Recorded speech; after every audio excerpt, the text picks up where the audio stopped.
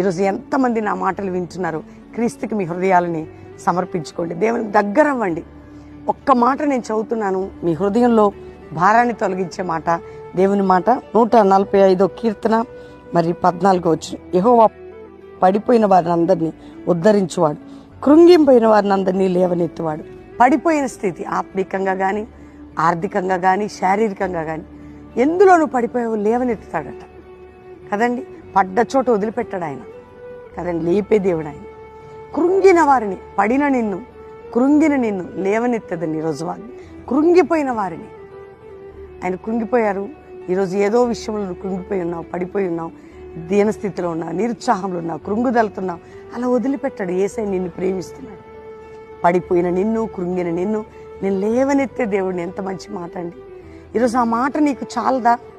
నీ హృదయానికి ఎవ్వరు నిన్ను లేవకపోయినా, ఎవ్వరు నీకు మార్గం తెరవకపోయినా, ఎవ్వరు నీకు డోర్ ఓపెన్ చేయకపోయినా, ఎవ్వరు నిన్ను ప్రేమించకపోయినా, నిన్ను ప్రేమించే దేవుడు, లేవనెత్తే దేవుడు, నీ పక్షమై ఉన్న దేవుడు, నీకు స్థితిగతులను మార్చే దేవుడు, అద్భుతమైన దేవునికి నీ హృదయాన్ని, నీ జీవితాన్ని, నీ కుటుంబంలో సమర్పణ చేసుకో. దేవుడు నిన్ను ప్రేమిస్తున్నాడు.